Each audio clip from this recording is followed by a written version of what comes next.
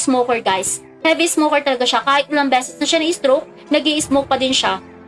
So, hindi na rin, siguro sa akin, hindi na rin bago yon na hindi talaga, hindi talaga hahaba yung ano niya.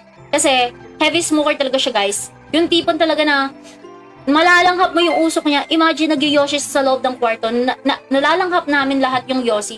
Kaya nga sabi ko, hindi. Siguro mamamatay ako sa second hand smoke.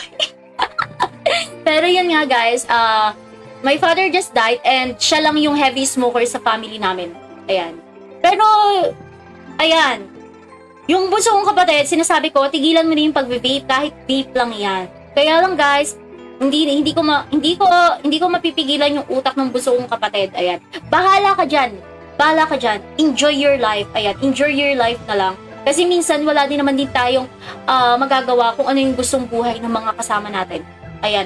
Sabi ni COD, ayan nga, my dad, chain smoker, died cancer stage 4. Gastos namin 5M in 2 months. Anak ka ng tokwa. Literal, pinalaki ako ng mami ko sa tokwa. Ayan. 2 months lang, super hirap dinanas namin. COVID days pa yun. Oh, yun yung napakahirap, guys. Especially pag COVID days. My God, laglag ang pera. What if sinigang na tofu Yes, ginawa ng mami ko yung sinigang na tofu. Guys, my mother is a vegetarian. Kahit lagyan mo ng sangyupsal yan, sinasabi ko sa inyo, tokwa, lettuce, patatas lang yung kakainin yan. Oy, thank you sa stars! Happy streaming, bro! Oy, thank you sa 30 stars, tropang J. Pangilinan. Hindi na kami nakagastos ng milyon. Kasi pagkasugod, ang alam ko, ang balita ko, hindi rin ako masyado close sa father ko eh. Pagkabalita ko is, hindi na siya nakakagalaw, tapos saka lang siya in ICU, tapos February 14, ayun, he's dead na siya. Ayan. Actually, hindi rin kami medyo close ng father ko, pero alam ko na yung cause talaga ng death niya, which is stroke and heavy smoker siya. Kahit alam niya na mahina na yung resistensya niya, he is still smoke. So, yeah. Hindi na kami umabot ng ano, hindi rin ako close sa kanya. So, yun lang, na-share ko lang, guys, na-share ko lang. Ayan, thank you sa 30 stars. Feeling niya daw manghihina siya pag dinoy. Feeling niya daw, okay lang yan.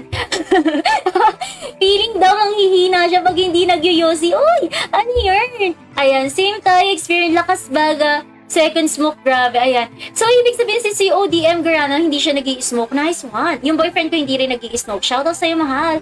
Is that circling mo naman na po yung ayan. Si mahal, hindi rin siya nag-i-smoke, which is good, ayan. Kaya pugin-pugi ako sa boyfriend ko, guys. Hindi yan nag-i-smoke. I love guys na hindi nag-i-smoke. Ayan, I love you. Ayan, anyways, kaya 5M ginawa namin lahat. Hospital namin, best all doctors para mabuhay. Yun lang, guys. Yun lang. Pag oras na. Ayan. Pag oras na siguro talaga oras na. Pero don't worry, guys. Meron talagang mga humaba din yung life kasi tumigil sila sa pag-i-smoke. Pero yung bunso kong kapatid talaga, I don't know if same effect ba ng vape. Vape yung yosi.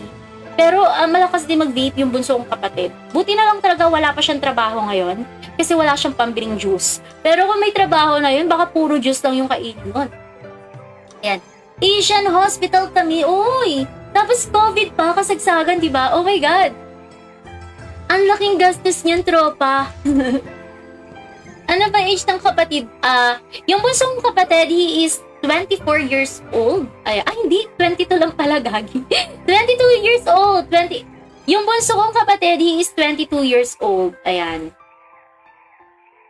22 years old yung bunso kong kapatid. Ayan. Tapos, yung kuya ko is 36. Yung kuya ko wala yung bisyo. Ayan. Yun sa kuya ko wala ko masabi. Kuya ko mabait. Wala yung bisyo. Hindi yung nag-iinom. Literal, guys. Yung kuya ko is hindi mag-iinom. Yung, di ba, may nagpo-post ng iba, yung may nakikita kayo na, may mga asawa pa ba na hindi nag-iinom, hindi nagyoyosi. Tapos pag natumitingin ako sa kuya ko, shoot yung kuya ko ata yun. Ayan. Never kong nakitang nag-inom yung kuya ko, never ko din nakitang nagyosi. Kaya sabi ko, oh, ano talaga yon? Ewan ko, mabait yung kuya ko eh. Tapos family guy siya. Ayan, family guy yung kuya ko. Talagang naikot yung buhay niya sa family niya, sa wife niya, sa hipag ko, and sa bibi niya, sa pamangkin ko, ayan. Tapos never siya. Kahit, siguro, ako kasi mahilig ako sa beer, guys. Literal, I love beer. Nagugulat na lang yun dati, puro beer yung labasan, kaya lang pinatapon niya sa akin kasi nakikita ng pamangkin ko. Itapin mo lahat ng beer na yan. Ayan. Yung mga bote ng beer. Ayan. Anyway, shoutout everyone. Malaki na siya, malaki na utak niyan. Uy, malaki ng utak niyan. Oo, malaki na nga, pero wala pa rin siyang trabaho. And he's still asking for money kasi nga wala pa nga siyang trabaho, guys. Yan ang nga yung sinasabi natin, mga lud. Ayan, yan ang nga sinasabi natin. It doesn't mean na fresh graduate ka is may trabaho ka. Ayan, di ba? Ayan, ngayon humaharap yung bunso kong kapatid sa tunay na buhay. Ayan. Sabi ko sa kanya, gayahin niya yung ate niya, unemployed. Char, naglalaro na lang. Ayan, ginawang buhay ang pagla-livestream. Char. Ayan. Anyway, shoutout everyone. Pero guys ha, even though na malaki yung may kinikita kayo sa pagti-TikTok live, sa pagta-livestream, sa pagiging content creator, kahit kumikita tayo, ayan, if responsibilidad pa din po talaga ng mga bata na mag-aral. Yeah. Yung iba kasi, pag kumikita na sila sa Facebook Live, ganyan-ganyan, content creator is parang ayaw na nila mag-studies, guys. Huwag ganun ha. Ang responsibilidad pa din talaga ng mga bata is mag-aral. So, yung iba na pagsasabay, which is good. Yeah. Pero kung noon pa siguro umuso tong Facebook Live, guys, siguro streamerist na talaga ako noon pa. Kung noon pa lang talaga sumikat ito, ako nag-aaral pa lang, nagla-live na ako ng Ragnarok online. Shoot the hells. Siguro naka-school uniform ako noon, tapos nagla-live, shoot the hells, ayan. Anyways, hello. Di siya smoker, pero, okay. Pero magkaiba ba yung, may smoke din kasi siya eh. May smoke din siya. Actually, ano bang effect ng vape? Ayan. Ano bang effect ng vape? May ano siya, mahilig siya mag-vape. Ewan ko. Minsan kasi guys, yung pag-vape, napansin ko sa kanya, is nahahawa siya dun sa mga friends niya. Sa mga friends niya na mga bata din. Mga 20 years old, 21 years old, 22 years old. Ewan ko kung saan nila, pero hawaan yan eh. If you saw someone, or yung friend mo nag-vape, nagaganyan, parang may time na nahahawa ka. Dito sa circle of friend namin ng college, guys, kwento ko lang ha, college friend ko, isa lang guys ang nag-vape. Vape pa yun, hindi yung yosi ha. Vape.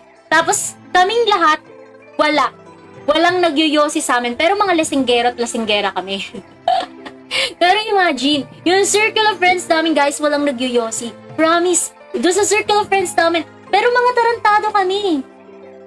Ayan. Halo siya, ayan. Pero mga tarantado kami. Oo. Sige, sabi ko nga, depende din sa tao. Mga tarantado kami, hindi kami good boy, hindi kami good girl. Mga tarantado nga kami. Pero natuwa kami kasi sabi na, yung circle of friends namin, walang smoker.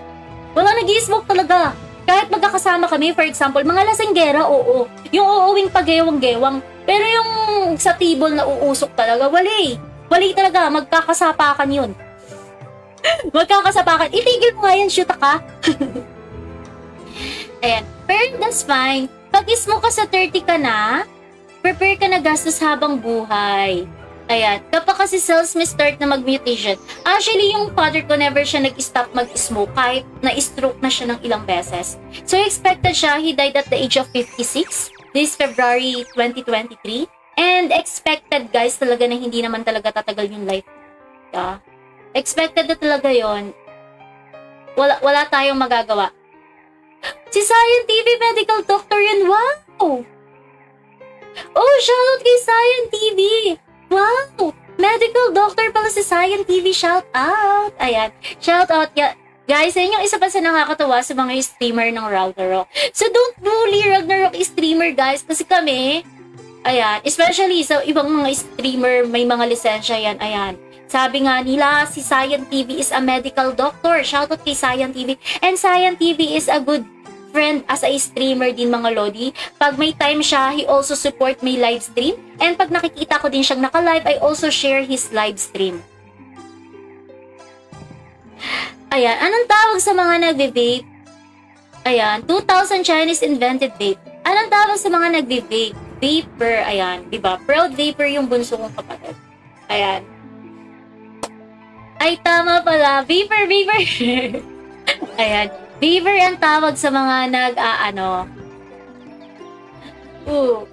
Pero guys, sa totoo lang, mahirap talaga maging healthy. Real talk yan, guys. Ang hirap maging healthy, ha? Isa yun sa pinakamahirap gawin sa lahat. Ayun. I'm trying my